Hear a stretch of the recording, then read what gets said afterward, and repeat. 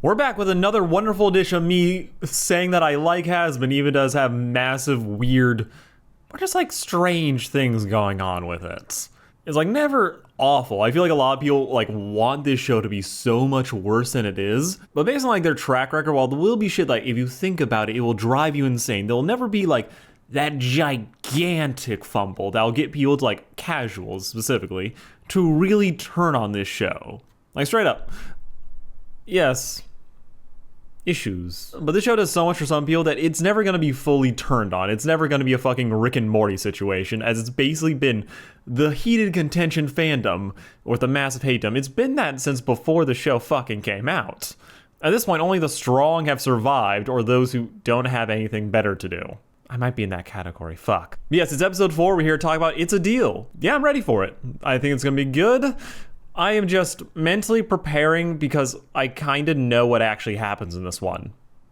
Because fucking leaks are annoying. Before we get into that, remember, like, share, and subscribe because I'm trying to get the second channel going so I can focus on doing bigger videos on the main.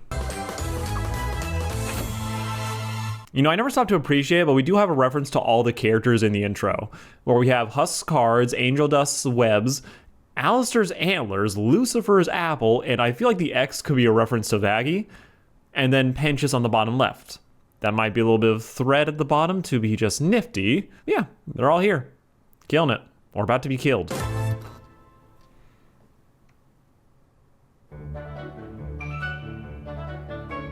Charlie, babe, I think you need to drop this. Drop what? Oh yeah, I forgot the rule.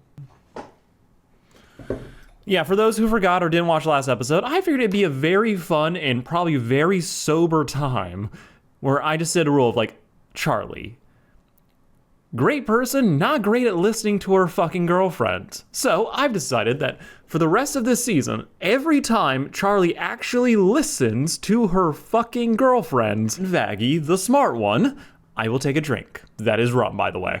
I'll do it, but we actually have to see her apply that and not just be, oh, end of the episode. Let character have space. As at that point, it's a fucking script doing the thing, not the actual lesson being learned and applied to our actual goddamn life. We can love Charlie, but we can note that despite them actually talking, kind of, about, you know, Vaggie being an angel and how they had a whole fight, doesn't mean they have fixed all their issues. And Charlie's so goddamn flighty. I love her, but she's all over the place and needs to listen to those around her, as she keeps setting herself up and her friends for failure. Those fuckers work for Vox. Katie Killjoy is just gonna do the same thing the V's did. You know I did not strike Velvet with an open fist. She's not listening. Also being incredibly stupid yet again, as yeah, they can't edit you live. But who the fuck watches live TV anymore? It's all about the edits. You're doing great, by the way, until Nifty and I get back. Wait, I forgot, Vaggie's supposed to be doing Alastor's job off screen. Also, Vaggie's supposed to be picking her own name this season, and that has not been brought up once so far. I hope this isn't like a recurring thing, whereas like Cherry Dust, they'll bring up a character, like lead them to a song, and it feels like the plot point just drops off the face of the earth. Like, if this is not referenced until the final episode, I'm just gonna be rolling the fuck out of my eyes. God, come on, you gotta work that in a little bit better to the story if you're gonna say it's a thing. Oh yeah, she's stupid. I love seeing Alastor suffer, as he's so... Also, I just like seeing him in pain. He's that type of character who's like, oh my god, I'm so badass, I'm so cool. And then just see him just get bitch slapped. It's very cathartic to me. As so little about him was like, he was probably my favorite part of the original pilots. And I feel like we've consistently like not seen him, it's not even though it's like he doesn't live up to his potential, but he's very much coasting off of aura. He doesn't have anything really that's like really set apart. Oh yeah, he is that fucking demon yet. He's just been like, okay, he's here, he has a rep, has not lived up to it in a meaningful on-screen way. Also, people have been thirsting so badly over him. And the fact that he's smoking now with a chest scar. Can we give these fans a little bit less, please? I'm begging you. This man, he doesn't need any more Sims. Please. He doesn't need it. What he needs is to get a W. Yeah, I was sending Look who threatening it is messages interrupting again. this riveting conversation I was having with. How about around here, Mr. Useless? What has he done? Name a single thing Lucifer has done this season right now besides taking Charlie away horribly by the reporters. This man cannot say shit off of one weak pep talk. I don't care how cute the scene is. I don't care how great their banter is. The Lucifer is a good dad propaganda needs to end. He cares, but that doesn't mean he's good at his job. I mean, just look at Silco. Yeah, that's the comparison I'm using. Because somehow, Silco was more involved with his daughter's life than fucking Lucifer. Of the hotel. Huh, I thought Yes, yes, duck season, deer season, we get it. I quit. That's it, Bambi. Walk away. Okay, he is just fully crashing out on everyone. I think he actually made a deal with Charlie, though. Though he did say that he can actually leave whenever he wants. So it's actually not binding in that sense. The interview with Hell's not-so-favorite Nepo baby, Charlie Morningstar. Right? I mean, all I gotta do is talk from the heart for the people. Set the record straight. How did that work out for you last time? Also, why Nifty? Bring Baxter, someone who like some tech experience. He can probably do anything, like mess with any, like, so there isn't any editing here. But Nifty is like, she's terrified on camera. You're setting this girl up to fail, and you're setting yourself up to fail just as hard. Yeah, we really should just send that. Honestly, if they sent Vaggie to have this interview, she would do probably a lot better. Princess didn't learn your lesson yesterday. Ooh, What you that's guys a put good out look. yesterday, I'm here to set the record straight with my own words that you can't fuck with. On Vox's network. There has to be another news channel. Like, you would think there'd be a version of live streaming she could just use to do this. Because we all know queers can't get married. What? Well, let's Arty not waste har any har, more time homophobia. here. Come on. And he lied about everything Oh, else. that lied. I'm gonna say this one more time. Yes, Vox lied. But Charlie, what's your proof? You're on his network, talking to his employees. Where is your proof? I know optimism has gone you very far, but you're gonna screw yourself. You're about to screw your entire hotel. Fancy words now. He bent the truth. I wish he'd banned me. Listen to Vaggie. Oh, look, Alastor's wearing a different outfit. I just quit. You what?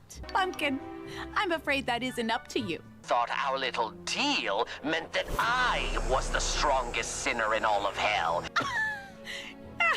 You're still as cute and stubborn as the day we met. This is the thing, Rosie is 100% right. There's some like Pokemon rule shit going on here where angel power does trump all of hell.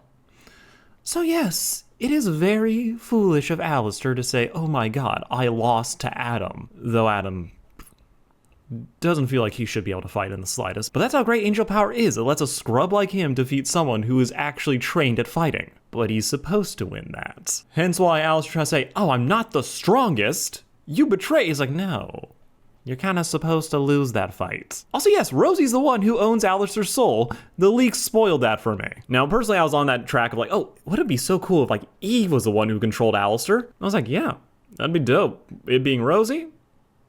Honestly, yeah, fits, whatever. We know they're close, so it makes sense that they would know each other for so long, and that's... she was really just owning his ass. I do think it's crazy that every single person of color on the good guy team is owned by somebody.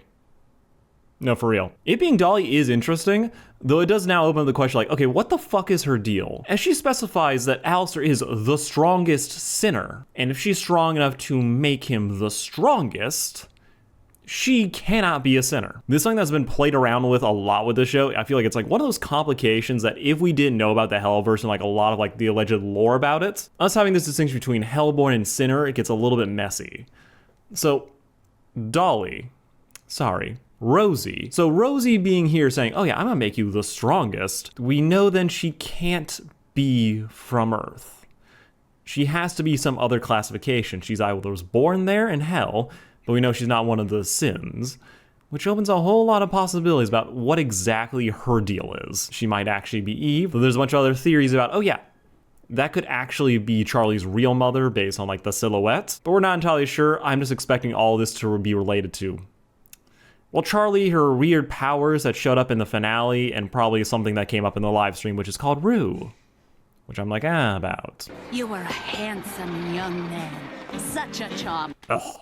I only do that because everyone in the show has to be hot as a human. Just everyone. I was like hoping Penches would be a little bit funny looking, but even he was super conventional, could have just been Alucard from Hellsing. And we now have this. I mean, to be fair, that was always going to be the case. I wish she had a mustache.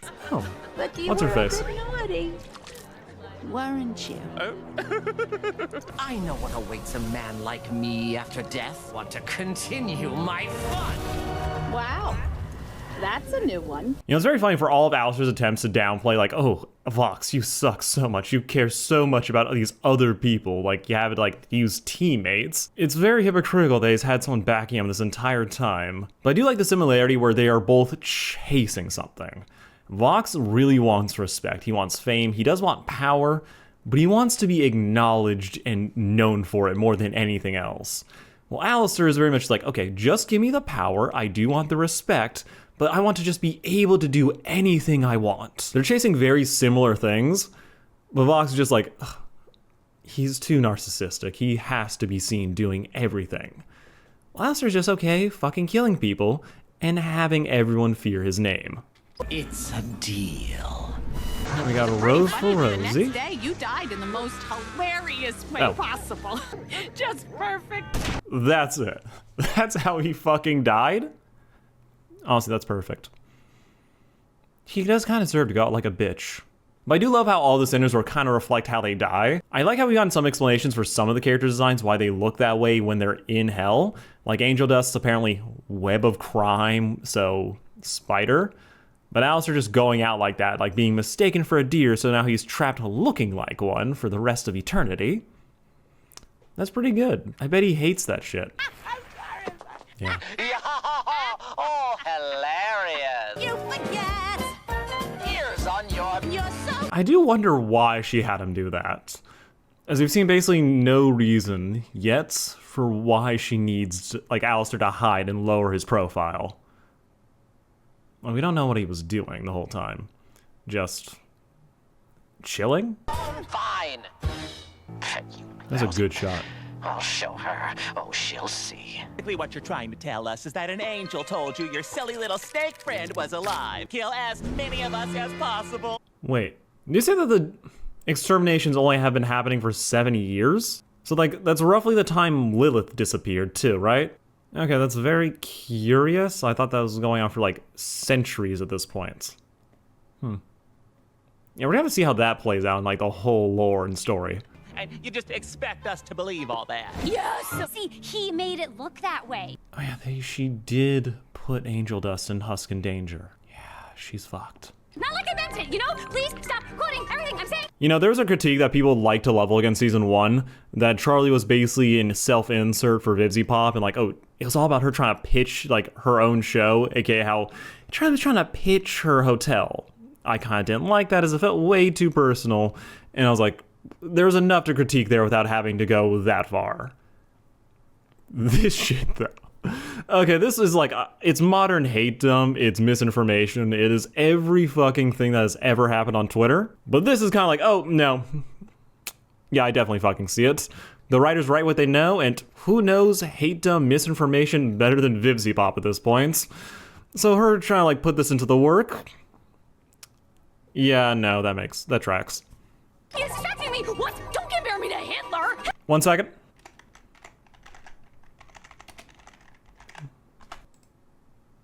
Oh yeah, so that happened. But then again, that happens to everyone on the internet. Now, Charles, do you have anything else you'd like to clarify about your hash brown motel? Hey, Nipsey, guess what? That is not a camera. It's a roach. How much you like the hotel? So, she needs such a better plan. Oh, girl. Oh, they're doing it. Oh yeah, they're just doing a song. That's the main reason Nifty's here. Gotta fucking let happen. Oh, they're doing full anime girl. That's so fucking cute. Oh, this is so cute. Yes! Congrats, you played yourself. I thought you liked it when I... TMI, Val. Now who are we killing? A second time. Fuck you, Wink! Oh, so we're just doing full-on battle mode. Ooh, this looks really fucking good. Ooh, she does not. But despite that, he's still technically, apparently, the strongest sinner. You'd think Val would have something cooler than just a gun. It's gonna take a lot more to fix that hairdo. Never mind, Velvet's clearly got all the cool powers. So many great shots in this action scene. Ooh. Okay, that's really cool. She's gonna stab the fuck out of that moth. Yes. You know, I never fully clocked that Husk had a full magician's theme, but given how much he works with playing cards, no, that's really cool and a really cool, like, okay, that's how his powers specifically work. Meanwhile, Nifty is just stabbing people, and I love that. Please, not Nifty. Though she is like easily killable character, no real emotional ties, no real arc. So if I need someone like to kill for emotional shock value, it would be her. I already got Penchas. Wait! Call off your goons! I have... No. He's not about to give himself up for them. So much for Mr. No More Altruist Alastor. I'll join your propaganda parade and be your little prisoner. Bitchy conditions. Oh, he planned this shit. This is what he actually wants to do. Let these irrelevant little nobodies run along home. You're not to lay your hands on Charlie Morningstar.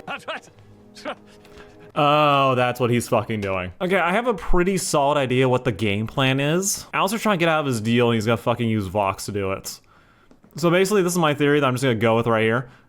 Alastor wants to be free of Rosie, so he has to break their deal. He cannot do shit against her. She controls him. He is her puppet.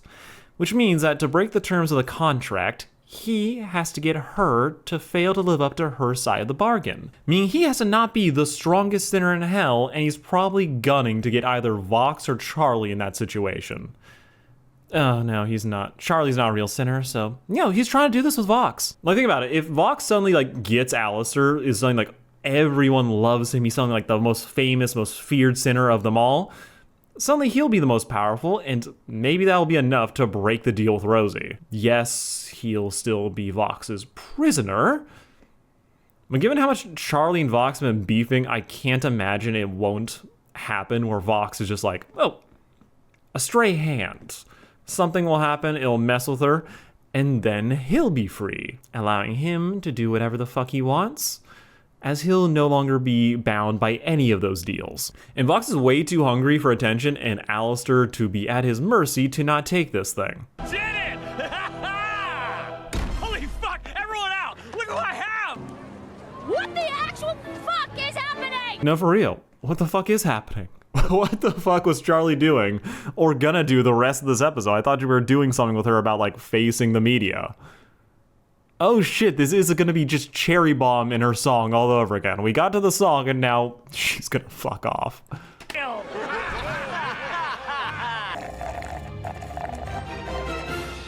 Perfect! They're in bed together, aren't Right, they? Val? Uh-huh, sure, babe. What do you think, Alice? Yeah, he just had to watch all of that, didn't he? Fox is such a fucking loser and I love it. This man really is like that obsessed with one-upping and owning Alastor that he made him watch him fuck another man. Also, his nipples are squares, and that's somehow the most shocking thing in all of this. The little sachet. But I guess being a brat Hot is kettle. kind of your thing, isn't it? Radio and video. Me and you, we could rule hell together. They're playing Vox so sincere, but I also feel like he probably would have immediately stabbed Alastor in the back if given the chance. Oh, you're serious? Oh, come now, Vox. Oh yeah, Alastor is definitely being the a-hole in this situation. You need me to join your team. But asking for assistance? He really should be saying Rosie's level. Like, let's be honest. Mr. Braggs and putting down his alleged friend. I do love, though, like, the design for both of them. I love Vox's, like, oh, he's an older TV, so you can see the audio stack in his voice. And the fact that, yes, back then, Alastor, he's kind of the main issue. And he's this so up his own ass that he refused the idea of teaming up with Vox. Even though Vox, as we've seen, turns out to be a terrible person and probably always was, given that he's here in hell. And I don't think we'd give a villain like Vox like a true sob story. He was probably always nefarious. He definitely died via TV. And we know he was like allegedly a cult. And I also want this to all be like a Fox News pun instead of like, oh, actual cult. A partnership? I am quite disappointed in you. You think your little mockery is going to make me cry? Really loving that Vox doesn't immediately take the most obvious bait in the world. Instead, he's just trying to own him lyrically. Lose your marbles in Act 3. Subtle. That's a great way to work in multiple songs into the conclusion. Fuck already. Also 100% right. Alright, that was episode 4, and yeah, that might be the best one of the season. Yes, Gravity is still like the best song so far, but I was just like, oh, all together. That was pretty much everything. Al's trying to get out of his deal. Charlie's kind of just there. That's like my one thing that's been slightly like, I really would like her to like take a little more active role in the story versus like Vox just being the main character. Vox is great as the main character. He is so goddamn just shitty, but also just so easily hateable that it's great. But her being in this is like, okay, I kind of like she's dealing with misinformation. She's trying to like retake back control of her image. But then it's like, okay, what's her actual arc in an episode? It feels like we're always like half baking. Like she sets up events. She's like, again, the person who created the hotel. And then becomes like, she creates the drama for the other people. And I'm always waiting for like, okay, let's wrap this into a nice bow. And it doesn't really happen. Like at least you can say for Cherry Bomb, like where she randomly disappears, at least there's like kind of a conclusion to that. This has just been like endings. She's trying to prove that redemption exists. Okay, then the episode ends. She's trying to disprove some misinformation and then the episode ends. And Alastor and Vox just have a whole honeymoon phase for the last 6 minutes. It's not awful. It's like we have the rest of the season for there to actually like come to be a conclusion for her. But this is like the thing where like I talk to some of my writer friends where like we enjoy it, but my god, if you focus on just like the scripting, it drives you kind of fucking crazy. Like you're waiting for shit to like really kind of have a bit of a bow on it. Instead it's like, done, over. Pray that it gets fucking brought up again. For me, I'm like, okay, this is not bad. That's too much awesome sauce to really like be mad at it, but it builds, you know? I'm kind of predicting that Alastor's just gonna be there for like the rest of the season trying to convince Vox to betray his teammates. Maybe use them to fucking like make himself more powerful so Alastor can really get out of that deal. But at the moment, it's like, okay, I like their back and forth. It's good. These two had probably like the best song of season 1. So I'm watching this like, okay, these two in the same room, very good. Hoping it just doesn't get repetitive. And if Charlie has basically the exact same scenes again and again, that's going to be so annoying to look back on. Overall though, I really enjoyed this one. These last two were pretty good overall. You can say a lot of the things like the character writing, it's like, okay, maybe we should address some of this, but then it hasn't yet. But we'll see. I'm confident. Hopefully it's really going to come in great and land on everything it's trying to go for. And I've been having a good time with it, which is probably the most important part. But let me know what you all thought down below. Was this exactly what you were waiting for? How much did that Alastor versus Vox fight, like how much did that hit? And how many of you expected that one shot of Vox when he's like, ooh, all shadows on the ground? Like I personally thought that was going to be like in the finale, but no, it's in episode 4. So the question like, what the fuck happens after this? Really hyped. But yeah, do all the things, like, share, and subscribe. Love you all. Peace out.